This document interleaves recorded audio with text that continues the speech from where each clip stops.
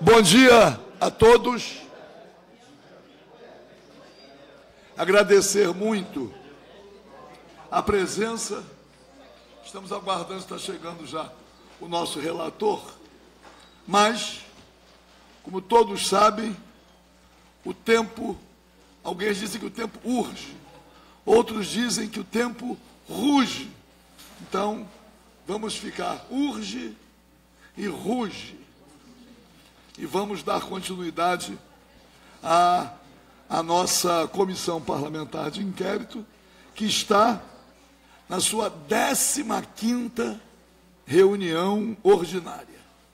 Eu falo isto porque 15ª, sem considerar encontros, reuniões paralelas, que as coisas exigem sempre um empenho muito grande, e tudo isto só acontece pela presença de todos aqui, pela contribuição que cada um vai dando, ou nas opiniões, quando as perguntas são encaminhadas, ou nas próprias conversas paralelas, que vão trazendo sempre esclarecimentos e trazendo também sugestões, alertando. Às vezes, um ou outro pode pensar que uma conversa rápida não tem influência, mas abre nossos olhos para um aspecto que poderia passar por despercebido, não fora aquela observação. Mas eu quero também hoje homenagear a nossa Bebel, da Suípa, variguiana, também roxa. Eu brincava com a Bebel e dizia para a Bebel: Bebel, não te aguento. Tem a Varig e ainda tem a Suípa. Mas posso dizer com muita alegria, com todas as lembranças da Bebel, porque eu agora, na idade a que cheguei, eu concluí que a vida anda de mãos dadas com a morte. Nós vivemos e convivemos com a morte. Todos nós, cada um aqui, tem as suas experiências com a morte. Então, eu também as tenho. E a experiência com a Bebel. Aquele fio desencapado, aguerrido, mas sempre lutando por aquilo que acreditava.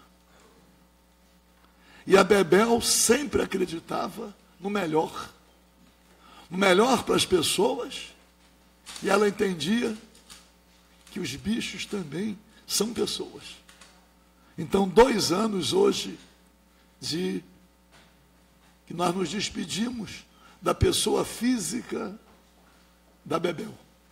Mas, obviamente,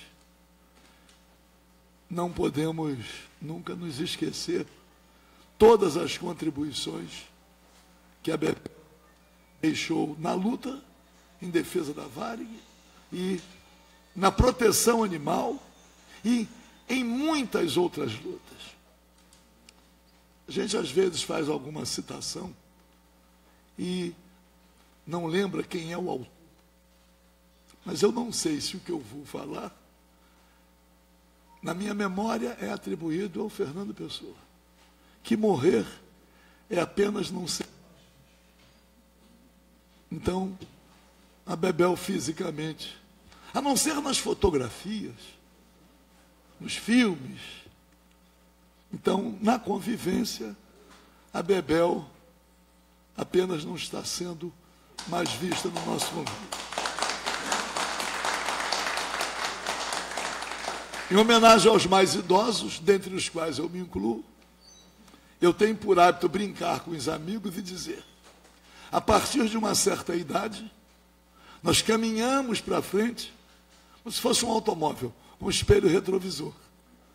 A nossa vida, às vezes, é muito mais lembranças do passado do que a possibilidade de acumular mais lembranças no futuro. Porque cada um de nós vai ser alcançado a qualquer momento, por essa imposição, que muita gente diz que é uma passagem. Tem gente que não acredita na morte, né? Acredita que, alguns já ficamos encantados, outros... Mas eu tenho certeza que todos nós estaremos, qualquer que seja a criança, estaremos sempre juntos, participando das lutas, mas também convivendo com as alegrias que a vida pode proporcionar. Então, nossa homenagem à nossa Bebel. O pessoal fala Bebel da Suípa, mas eu falo Bebel da Varig. Obrigado. Nossa reunião hoje tem um objetivo concreto. Porque quando fala que o tempo ruge, é que passa muito depressa. Nós já estamos na segunda CPI, com a possibilidade agora de fazer duras afirmações e incriminações que nós não tivemos a oportunidade de fazer na primeira. Porque, paralelamente ao esforço para a realização dos direitos que restam, que muitos direitos foram perdidos, mas a possibilidade de recuperação ou é nenhuma ou é muito pequena. Ninguém vai recuperar seus postos de trabalho na Varig. Ainda pode existir a ilusão de um dia a Varig ser recuperada, passar a não é a existir porque ela existe, passar a ocupar aí nos céus do país e do mundo, a ocupar, fazer ocupar o que a gente diz a bandeira nacional. Mas, além da luta em relação aos direitos remanescentes, não é possível que um relatório também não caminhe para responsabilizar aqueles que, ao longo desse processo, cometeram crimes capitulados na lei penal. E nós precisamos, pelo menos, tentar responsabilizar os criminosos. O caso Varig tem por trás, ou pela frente, ou por ambos os lados, uma organização criminosa que se mobilizou para produzir resultados contrariando, inclusive, o interesse nacional. Então, eu quero primeiro fazer uma homenagem à Ariana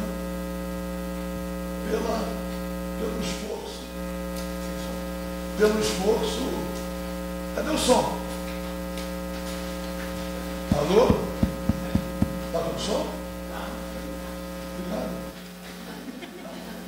Alguém falou com o som? Até me lembrei para fazer daquela propaganda que tinha na televisão, dizendo que a pessoa tem que aproveitar a vida no momento próprio, daquele casal de idosos que, quando conseguiu o aparelho de som, o varão do casal estava ela dizia, o som, o som, está o Luiz Mota aqui, o som, eu falo, hein? Então não dá. Mas, pelo esforço no nosso recesso, com as sugestões que foram sendo dadas, começando para elaborar o que a gente chama um relatório preliminar. Porque nós não podemos e nem devemos ainda levar muito além do tempo esta CPI, porque precisamos concluí-la para que ainda no exercício de 2018, com o relatório concluído e aprovado no plenário, a gente possa perseguir os resultados ou aquilo que é apresentado como resultado da CPI, aquilo que alcança os direitos dos variguianos e aquilo que responsabiliza aqueles que praticaram os atos que todos nós conhecemos. Então, nosso relator, deputado Tio Carlos, que é o relator, aqui é uma espécie de sugestão preliminar. Aqui, chegou o relator. Na hora que eu comecei a falar dele,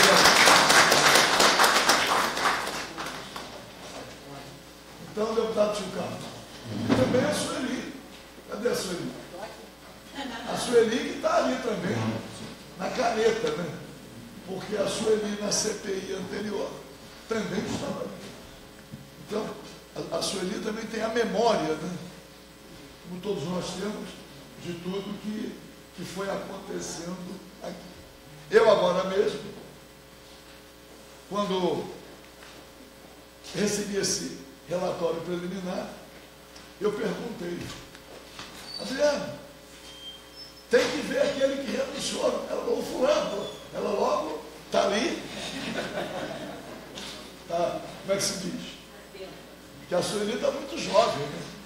O jovem também perde um pouco a memória. Sueli é essa criança que está aqui. Mas então, nós não vamos hoje, deputado Tio Carlos. Deputado, troca aqui o microfone, por favor. Nós não vamos.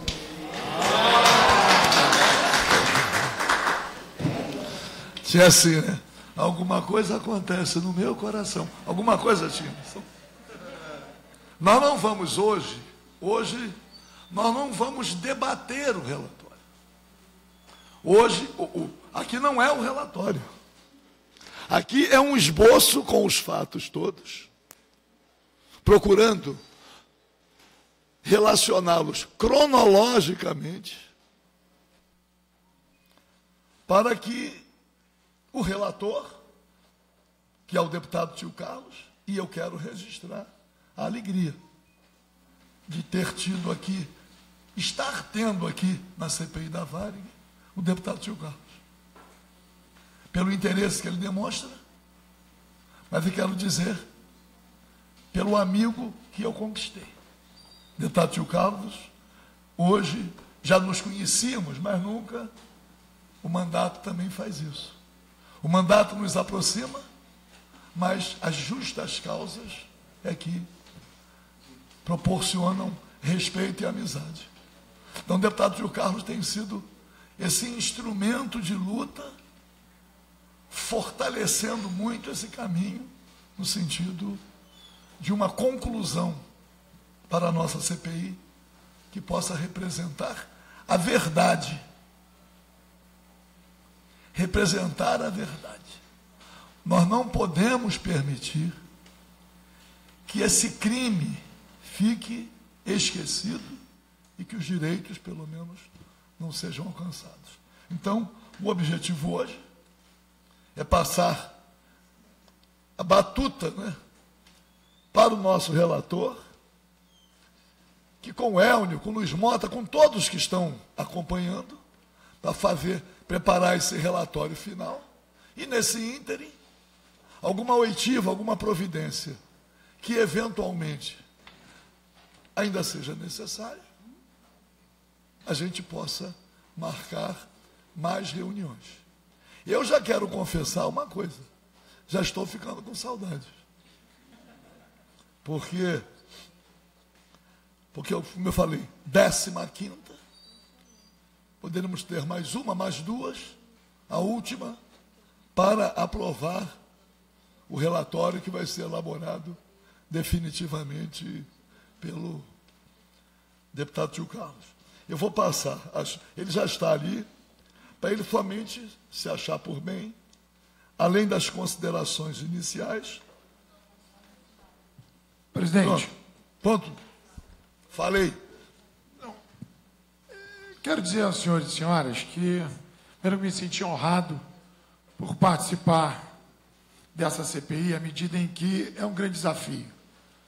é o meu primeiro mandato, tenho pelo deputado Paulo Ramos uma admiração, aliás, um dos motivos que me fez que saísse da minha zona de conforto e buscasse uma participação mais efetiva na sociedade, aí como membro do Poder Legislativo, foi poder enxergar pessoas como o deputado Paulo Ramos e outros quadros que dignificam o que é política com P maiúsculo. E quando ele me chamou para essa CPI, fiquei um pouco preocupado, porque até então eu já tinha sido objeto de uma CPI anterior, que eu não sei porquê, desculpa, eu não faço nenhuma crítica maior aos deputados que participaram dessa CPI anterior, mas naquele momento as coisas estavam muito fresquinhas. Eu acho que podíamos ter ido mais a fundo naquela ocasião, e porque a gente poderia cobrar responsabilidades mais efetiva naquele momento. Porém, deputado Paulo Ramos, esse desafio, e quando eu não consegui chegar a tempo, mas o senhor com certeza deve ter dito que o que a gente aqui, em poucos depoimentos que a gente até teve, isso aqui é um crime. Eu digo porque continua sendo esse crime. Parece que quando a gente fala isso foi um crime, parece que o crime tivesse cessado, mas o crime continua, que a maior prova é dos senhores e senhoras vivendo esse drama aí. Então, o nosso relatório, com a participação, e aí digo, me dirigindo ao Elmo, que trouxe elementos muito preciosos para essa CPI.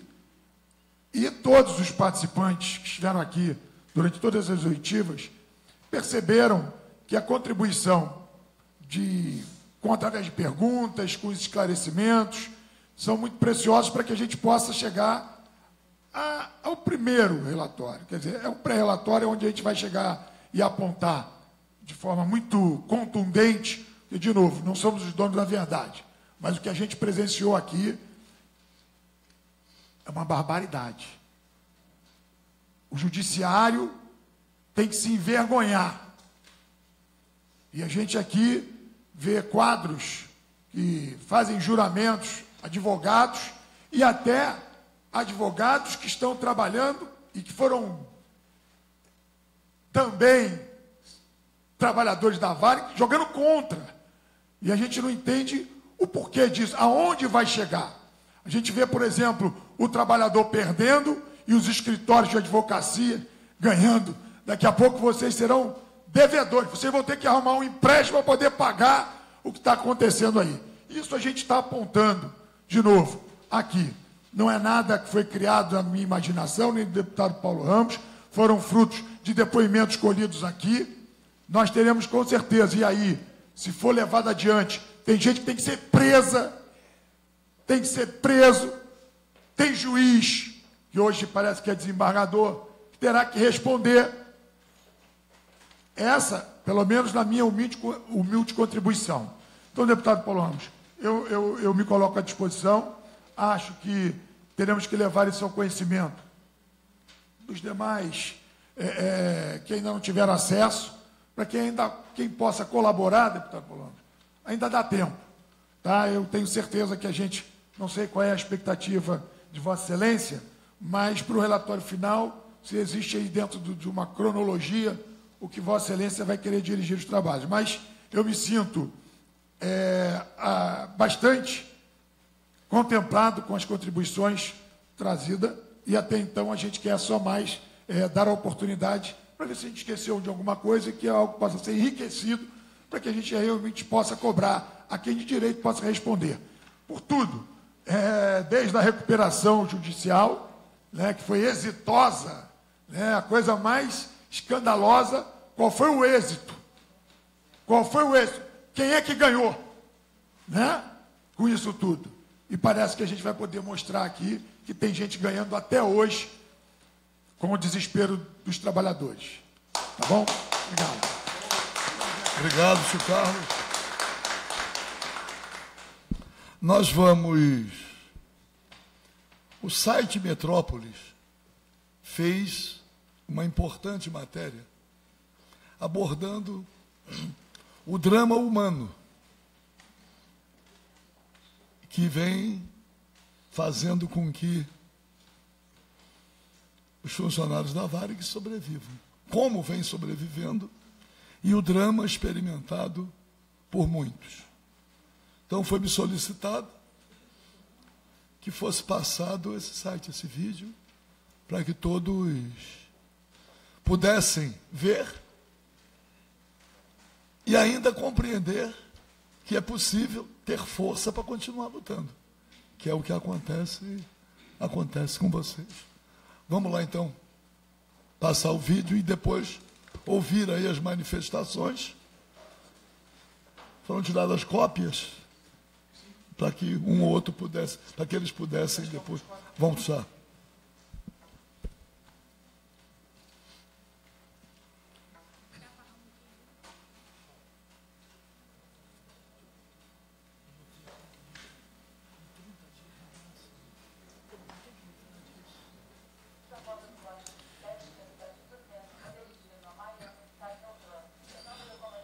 Tem que melhorar o áudio.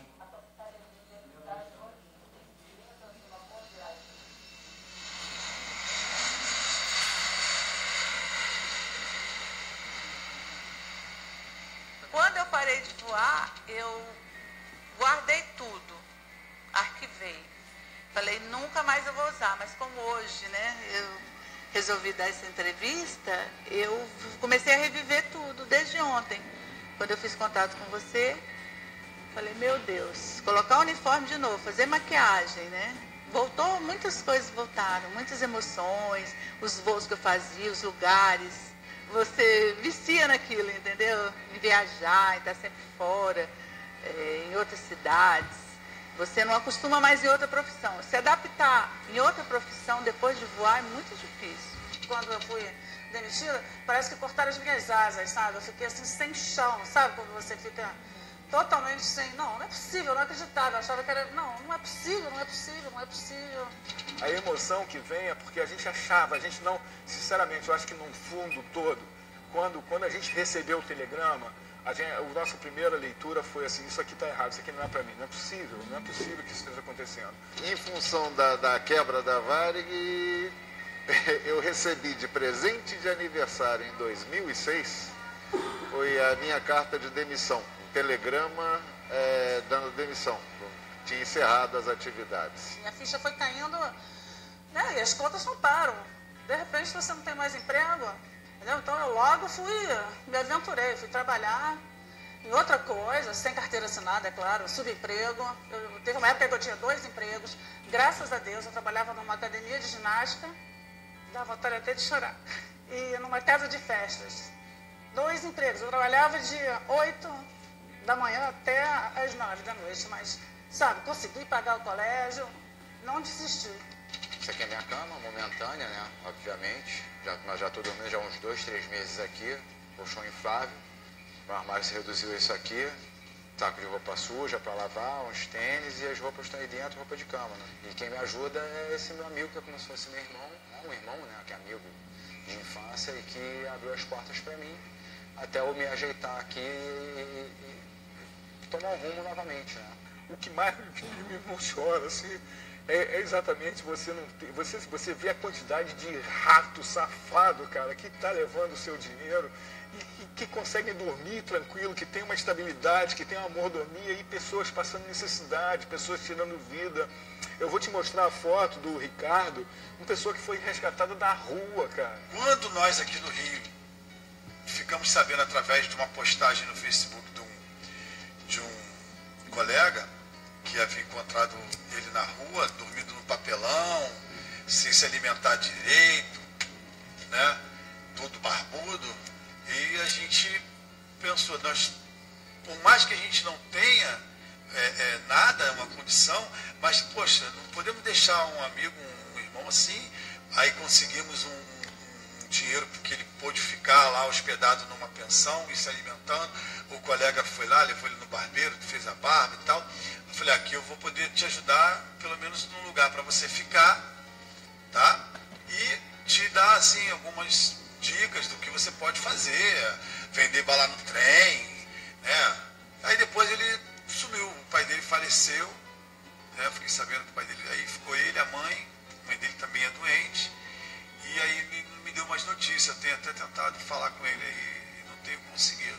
A gente tem colega que está passando fome. A gente tem colegas que a gente sabe que caiu no mundo das drogas, que caiu no álcool, sabe? Graças a Deus, a gente só não sabe de gente que está pegando e matando ou roubando.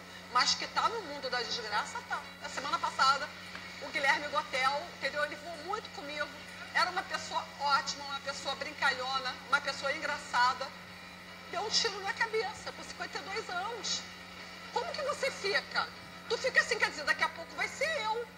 Porque a gente não sabe o que passa na cabeça. Será que quantas mortes mais vão precisar vir para que as coisas tomem um caminho certo? Para que a gente possa receber o que é nosso, para que a gente possa ter de novo tudo que a gente sempre teve de direito, que a gente dê à nossa família um pouquinho melhor coisa, sabe, botar em casa um pouquinho mais de comida, fazer uma coisa ali, como sempre foi, porque nós estamos de pés e mãos atados. Quando o advogado não cumpre a lei, ele não está fazendo justiça. Senhor juiz, senhor administrador judicial, Wagner Bragança, senhor Jaime Canha, gestor judicial, senhor Alexandre Mesquita, os senhores detêm a caneta e podem liberar essa merda.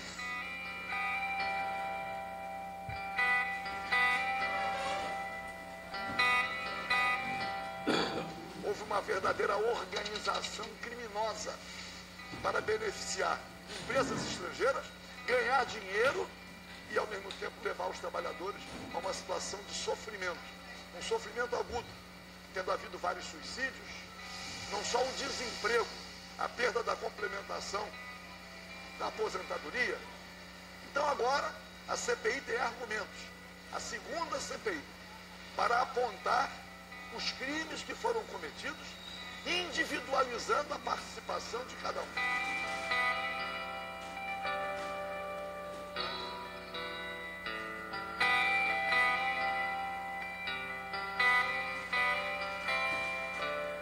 A saudade é todo dia, é todo dia.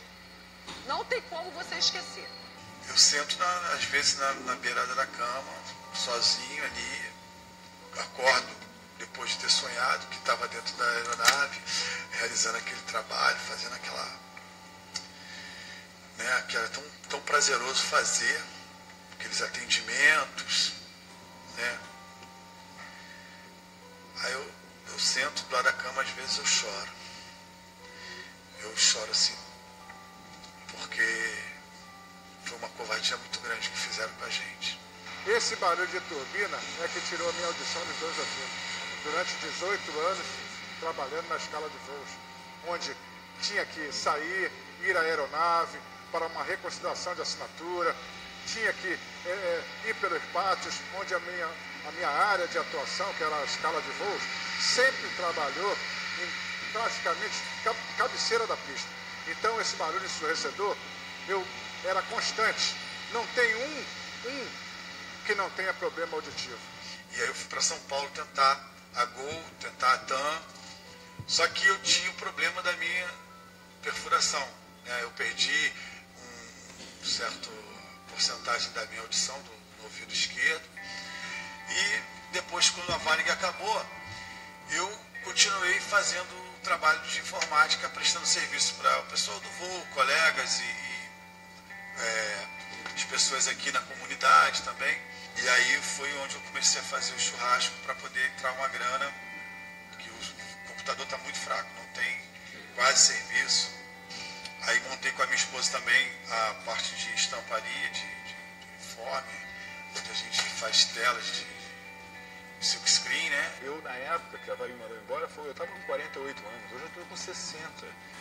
Hoje eu estou com 60, consegui me recolocar aqui com a ajuda da minha família, eu consegui estar com esse carro aqui, podendo tentar ter uma complementação qualquer aqui da aposentadoria que eu consegui ter, mas muitas pessoas não conseguiram, porque eu não poderia ser demitido porque me faltava um ano, né? Então o que aconteceu nesse período? Eu fora do mercado, eu paguei o mínimo do INSS e depois de um ano eu consegui me aposentar, eu tive a aposentadoria do INSS. Em 2016 eu descobri, por acaso, um câncer no pulmão. E aí eu não podia mais trabalhar. porque eu tinha que ficar muito tempo em pé e doía muito. Aí o dinheiro todo que eu recebi, todo, né, a mixaria que a gente recebeu, quando foi mandado embora, que o governo liberou só o FGTS, tá? Só o FGTS. E a Varig não tinha pago os 2 últimos anos. Eu, graças a Deus, guardei esse dinheiro e com esse dinheiro eu consegui operar, porque eu precisava operar rápido, porque já estava encostando na costela. Dá um negócio assim, telas que eu não posso nem pensar, porque você, se você começar a pensar, você começa a passar mal, entendeu? Eu acho que até isso, não sei se... Ai, não sei, é complicado. Eu sei que é uma questão momentânea que é um ciclo, né, altos e baixos, né, que acontecem na vida. Eu espero até o final do ano, com certeza, até o final do ano eu consigo dar uma reviravolta nisso aí. Mas no momento, é o que tem. Vamos lá. Adriana?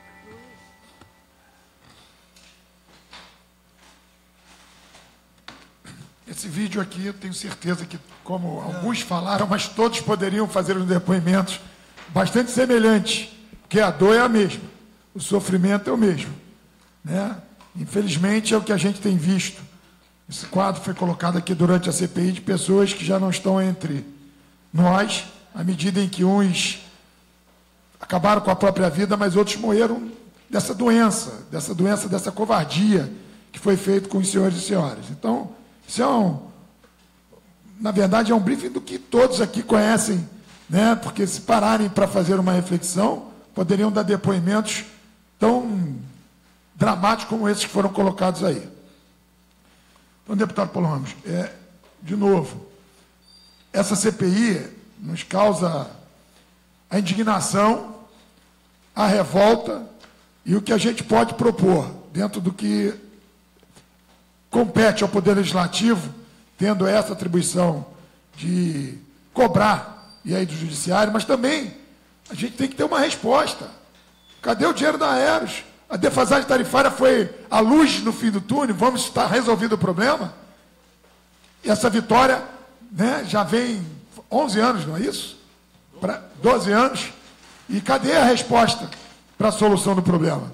Então a CPI vai provocar para que essas autoridades que aqui podem decidir, a gente até já fez apelos, eu mesmo pedi ao deputado Rodrigo Maia que pudesse estar nos recebendo, o deputado Paulo Ramos também, com a força do seu mandato, mas tem alguma coisa que eu não sei o que está acontecendo, que está batendo, está emperrando para uma solução que é a mais pura.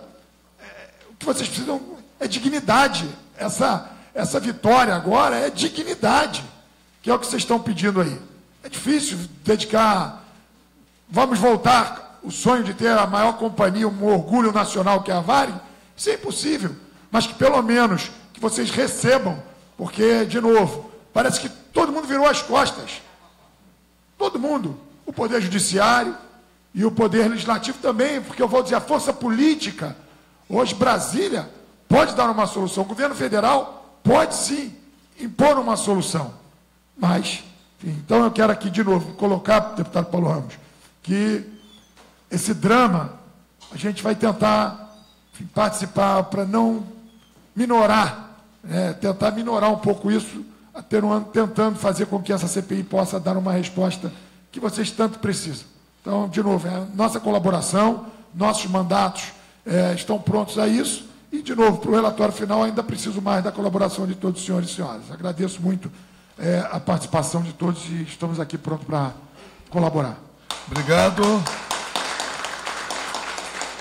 Nós estamos aqui com o doutor José Estevam, daqui que é assessor jurídico, e vai ter a responsabilidade de fazer os enquadramentos criminais em relação a cada procedimento.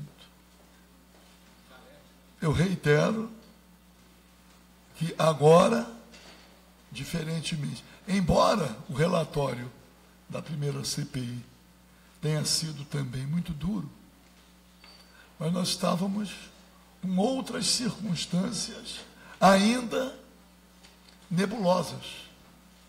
Mas agora não. Agora as coisas estão perfeitamente esclarecidas. Então acredito que é muito difícil, deixa eu dizer isso também, Eu participei, porque às vezes, quando eu vejo Aeros, que vejo VASP, Transbrasil, os escândalos foram muito grandes. Quero até mandar um abraço para o ex-deputado federal, Luiz Alfredo Salomão, que fez uma CPI sobre a VASP. Eu acompanhei, ela também, deputado federal, acompanhei a CPI da VASP. É muito difícil responsabilizar aqueles que cometem determinado tipo de crime. Porque muitos têm força política. Outros têm força pelo poder que integram, especialmente o poder judiciário. Mas, pelo menos, se não forem alcançados pelos crimes que cometeram, eles devem ser expostos ao conhecimento público naquilo que se puder, dar publicidade, para que eles sejam, de alguma forma, alcançados. No momento, a luta também maior é pela realização desse direito que resta. Então, é onde vai... não sei se tem inscrição, alguém quer fazer uso da palavra, como é que nós vamos caminhar para dar os desdobramentos dessa reunião ordinária de hoje, onde temos esse esboço de relatório, cujo objetivo é recolher as contribuições, algo que tenha ficado esquecido, um fato importante que deixou de constar, para que a gente possa... Isso. Por isso que o relatório a gente colocou de forma cronológica, tá? Para que a gente possa ir aí decupando e tentando aprimorar, entendeu? Para que a gente possa avançar. Que fica muito claro que é evidente o dolo, tá? Doutor, o senhor, enfim, eu sou advogado, mas não exerço, mas é muito evidente. E algumas perguntas a quem ganhou com a falência da Varig. Mas a gente pode também trazer quem está ganhando com a falência da Varig. Porque não cessa. Quer dizer, não cessa. Então, eu queria aí que você pudesse também participar e contribuir para que a gente possa avançar aqui na questão do relatório final. Bom, enfim, então, eu estou, ao mesmo tempo, preocupado com a conclusão, mas sei da expectativa. Não há nenhuma manifestação que possa ser feita no momento. E o relatório, como diz aqui, é o relatório preliminar, para que a gente possa, então, concluir esse trabalho. A indagação, na minha opinião, mais grave é como pode uma empresa entrar em recuperação judicial e a recuperação ser concluída com a falência. E a recuperação proporcionar uma dívida muito maior do que no início da recuperação. É como se alguém, aliás, não é caso único, como se alguém entrasse num hospital para fazer uma cirurgia e a cirurgia tenha sido conduzida para matar o doente. Aliás, tem nada a ver com a nossa, mas acaba tendo. Estava lendo sobre o que aconteceu com Tancredo Neves no Hospital de Base de Brasília. Uma coisa assim, tão absurda, relatório feito pelos médicos. Como é que é possível um presidente da República eleito, prestes a tomar posse, chegar num hospital para fazer uma cirurgia sem nenhuma complexidade, infecção hospitalar, não tinha aquela linha para sutura. As coisas mais elementares não foram disponibilizadas para o corpo médico naquele momento, para o atendimento do impaciente. Tancredo Neves não era nem paciente. Então, as coisas se conjugam. Então, nós vamos agradecer, então, a presença de todos. Põe na luz, Manta. Bom, deputado, então, pelo que eu entendo, então, eu vou... Esse pré-relatório aqui, como o deputado bem falou, ele é para que todos nós tenhamos, a gente leia, isso, e que o que a gente puder colaborar, que a gente colabore. Então, como deu cópia para todo mundo, eu me prontifico, as pessoas que assim quiserem, tem o meu Facebook, entre em contato comigo, eu mando por e-mail esse relatório as pessoas que se interessarem, tá ok? E, deputado, vai ser o início da CPI de hoje. A gente fez uma homenagem à Bebel, a grande Bebel, uma pessoa... É impossível falar de Bebel sem traçar um sorriso no rosto, né? E durante esse recesso que houve, fiquei impressionado com...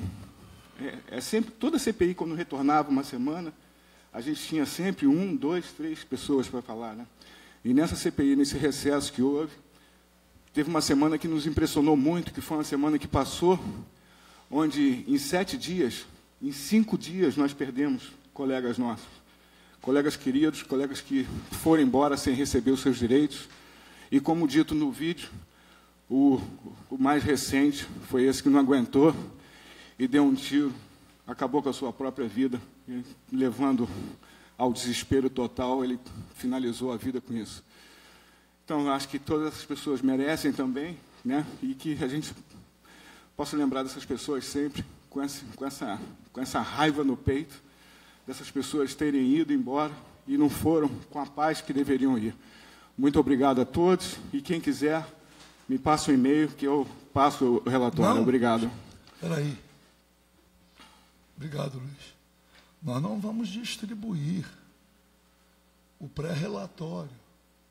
É para formar grupo, vocês têm que ter uma compreensão do papel da CPI. Até porque... Até para não assustar o adversário. Eu preciso do sigilo.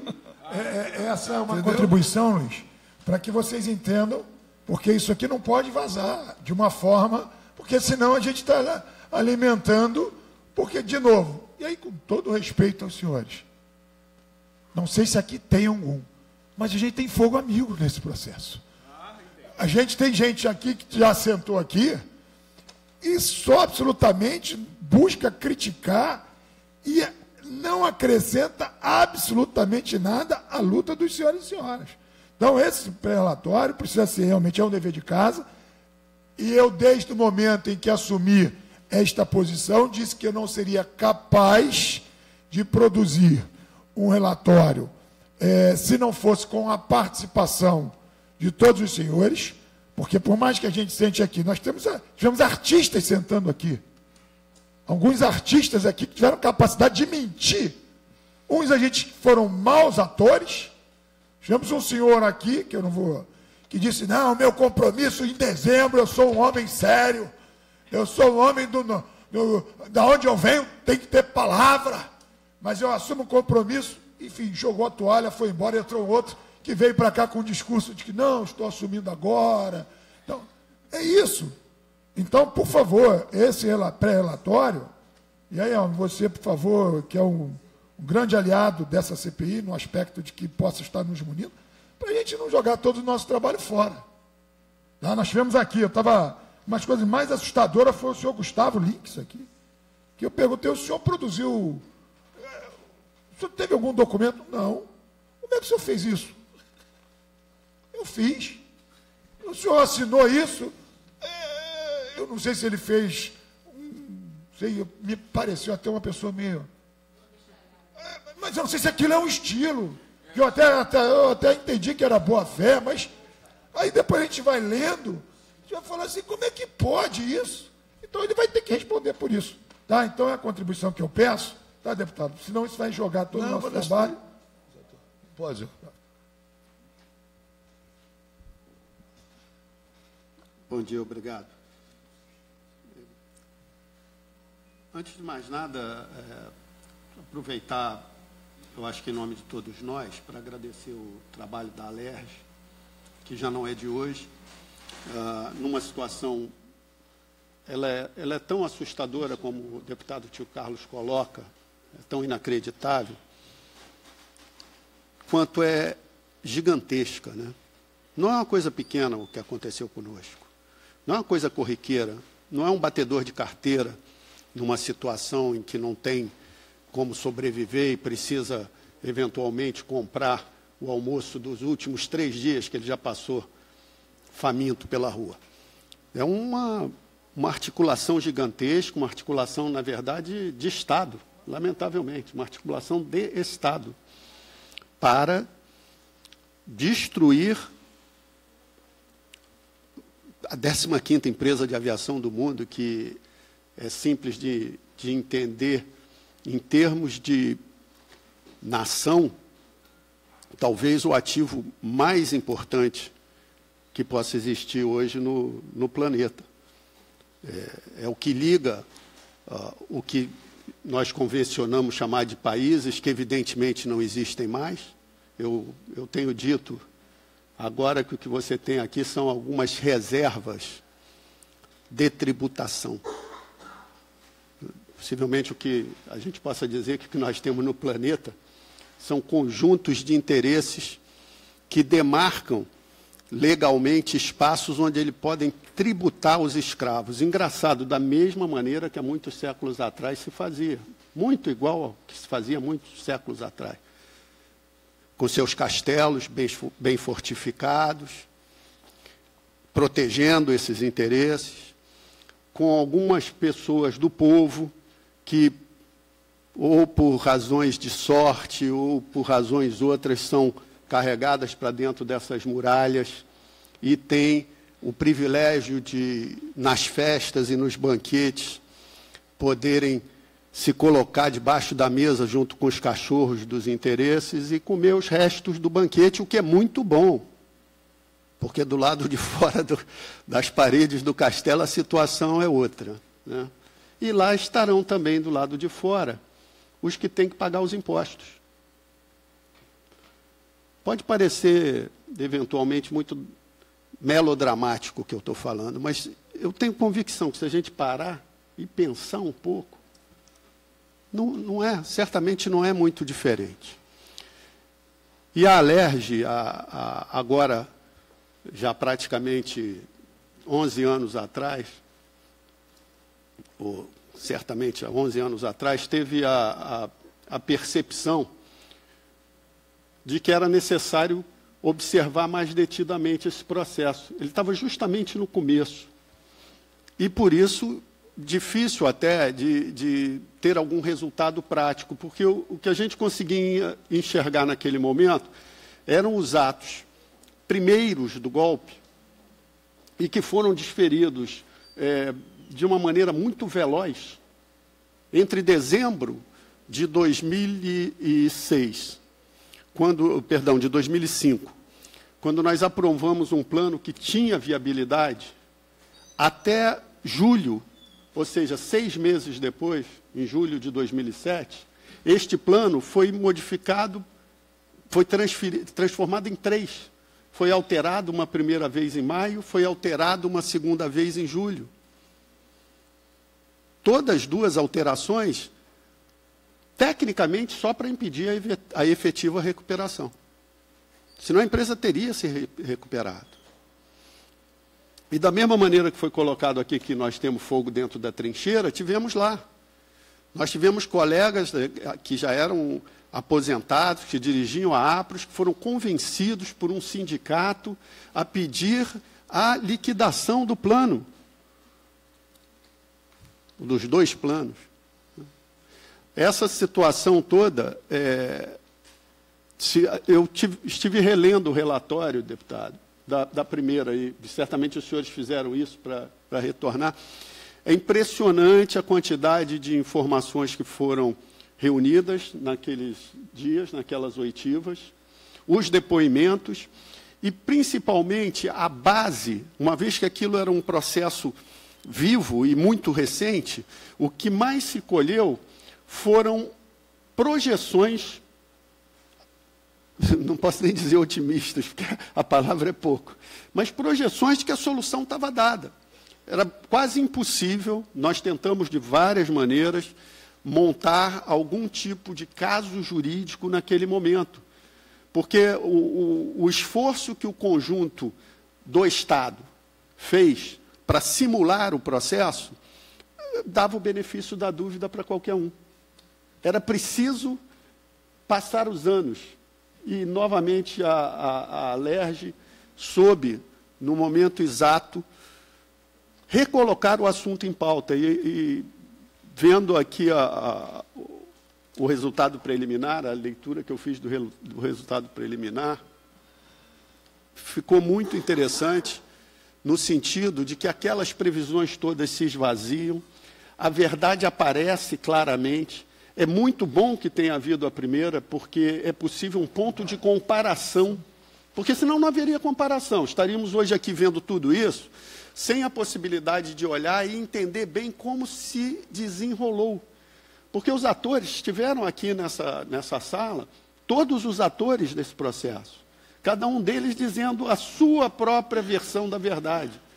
E os fatos permitem que a gente examine as versões da verdade e possamos até concluir, pelo cruzamento desses depoimentos com os fatos, a verdadeira realidade. Parece redundante, mas esse negócio de verdadeira realidade é necessário se falar. Porque até hoje tem gente entre nós que, ou por escolha, que é o que eu imagino, ou até por inocência, e acredita que a realidade seja outra. Agora acabamos de ver, eu acordei essa semana que passou, assustado. Eu já não estou com a memória que eu tinha.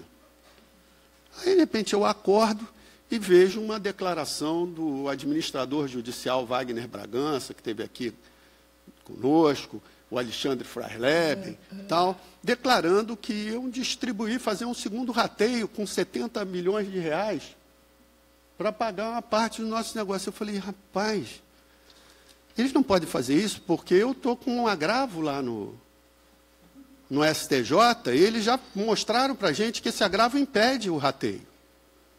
Eu estou com agravo, a Pivar está com agravo, enquanto o Elnio não sair, não pode ratear o dinheiro, está tudo pronto para dar o dinheiro, mas não pode porque o Elnio não deixa. Isso circulou, vocês todos viram várias vezes. Aí eu acordei e falei, meu Deus, será que eu saí do STJ e não me lembro? Eu devo ter desistido. Provavelmente nós desistimos lá. Até hoje eu não estou muito certo. Mas... Então, essa situação é a situação. Bom, desculpe pelo tempo, agradecimento feito. Eu queria encerrar sugerindo o seguinte: não vamos levar esse relatório preliminar. Podemos nos reunir lá na Associação de Pilotos da Varig, que essa é a intenção da comissão. Vamos dar uma lida em conjunto, vamos ver se nós temos mais alguma menção de fato, já que está muito interessante, quem já começou a olhar, tem um resumo e qualquer outra coisa relevante. E nos preparar para esse pouco tempo que resta, nós temos uma lista que já apresentamos para a Secretaria da CPI, para essa fase, superada essa questão do crime em andamento, que é a tentativa de desvio desse dinheiro para acabar de não ter mais nada. Talvez fosse a grande parte da segunda parte é o crime já ocorrido. Então, a vinda está prevista, a vinda da Deloitte aqui, a Deloitte vai ter muito que informar também. Em complemento, o deputado Tio Carlos já falou o Lix fez 4 balanços de uma vez. Não podia ter feito, é criminoso. Mas quem deixou de fazer os 4 balanços foi a Deloitte. Então, vamos ver como é que a Deloitte se coloca. E tem mais outras coisas, a questão da TRCT. Hoje vocês estão pedindo, vocês estão sendo convidados a ir na Caixa Econômica Federal, pedir um extrato da conta de fundo de garantia, sob a falsa premissa de que isso terá o número certo para se calcular os 40%. Os próprios documentos, aliás, isso eu poderia fazer um resumo e contribuir para a CPI. Os próprios documentos que já existem, trazidos aqui pelos depoentes Lix, Canha e Bragança, já mostram que a Caixa Econômica documentou, registrou formalmente o óbvio. A Caixa Econômica Federal, ela recebe o que as empresas depositam para cada trabalhador a título de fundo de garantia. E fazem uma contabilidade disso, que é esse extrato analítico. Todavia, o que as empresas deixaram de depositar, por óbvio, a Caixa Econômica não pode registrar. Se a Caixa Econômica não pode registrar o que não foi depositado, e nós sabemos que a Varig, a partir pelo menos de 2001, deixou de depositar de forma significativa o fundo de garantia, só depositava para quem ia lá e dizia que ia para comprar um imóvel pela Caixa Econômica, aí eles corriam lá e depositavam. Quem for pedir o extrato analítico na Caixa vai receber um extrato que não tem o valor total do que devia ter sido depositado. E, portanto, os seus 40% que eles querem agora será menos. No entanto, quem tem os valores que eram devidos? Quem roda a folha de pagamento.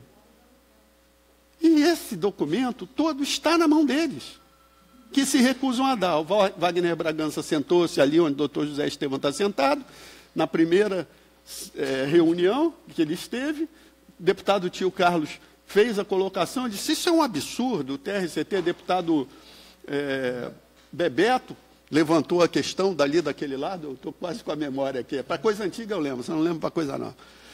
Estava sentado ali, ele disse que vou trazer e vou resolver esse problema. Aí arranjou uma liminar com o juiz da própria recuperação, que o colocou como administrador judicial, para se não ter a obrigação de trazer. Então é isso, minha gente. Por favor, quem tiver com os documentos, bota aqui, a gente se reúne lá, o Luiz vai estar, quem mais quiser, o Barros já esteve lá também, a gente conversa um pouco, examina isso, vamos contribuir mais um pouco, que o trabalho da LERJ está sendo fantástico, graças à CPI. Depois precisamos saber do deputado Tio Carlos, do deputado Paulo Ramos, dos demais que têm contribuído, trabalhos para as próximas eleições. Nós precisamos de vocês aqui o tempo inteiro trabalhando com isso. Primeiro, dizer a todos o seguinte: eu vivi o caso Lloyd brasileiro. Porque o que aconteceu com a Varig faz parte de um projetão que envolve questões nacionais relevantes. O Lloyd foi extinto. Olha aqui. Como é que um governo extingue uma empresa como o Lloyd? Foi extinto. Não houve privatização. O Lloyd foi simplesmente extinto. E os trabalhadores do Lloyd ficaram também na Rua da Amargura. É só ver o que aconteceu com a nossa Marinha Mercante. Onde é que está a nossa Marinha Mercante? Onde é que estão os cursos de formação? Quais são as empresas brasileiras de longo curso, transporte de carga? Não tem nenhuma. Quem é que se apropriou disso? Quem é que se apropriou das linhas da Vale? Quem é que se apropriou das linhas do Lloyd? Então, é um caminho longo, mas vamos lá. Verificar aquilo que resta de exigir de documento, buscar proteção judicial para não cumprir com o dever de informar ou de encaminhar documentos, tem sido um instrumento utilizado. Aqui mesmo, deputado Tio Carlos, numa CPI que a duras penas eu também conduzo, o presidente, ex-presidente da Petrobras, Pedro Parente, ganhou uma liminar liminar. Nunca julgam. A liminar foi concedida e fica lá na prateleira. Para não comparecer, para prestar depoimento e nem para encaminhar documentos. Depois de ter vindo aqui e prestado depoimento, o presidente da Petros não veio ao segundo e também conseguiu uma liminar. Porque ele veio no primeiro, saiu daqui com a obrigação de encaminhar novos documentos, mas diante das informações que nós colhemos após o depoimento dele, ele, se viesse no segundo, ia ser devidamente desacreditado. E ele entrou com uma ação judicial e também conseguiu uma liminar para não vir prestar depoimento. Para vocês verem o grau de dificuldade que nós enfrentamos. E na primeira CPI, o grau de dificuldade ainda foi muito maior. Que eles estavam perpetrando o crime. Então, olha, a gente sabe que não é fácil, mas vamos perseverar. Esse relatório preliminar não é para ser panfletado. É para colher reservadamente uma observação, um grupo representativo, dar uma analisada para trazer aquilo que pode ter fugido à percepção na elaboração desse relatório preliminar. Aqui o nosso deputado Tio Carlos, também em conjunto com todos nós, que aqui, isso aqui é uma espécie de mutirão, possa apresentar o relatório final para a gente aqui aprovar e levar para o plenário. Então, agradecer muito a presença de todos. A luta continua. Está encerrada a nossa... Muito obrigado a todos. Salve a Varig!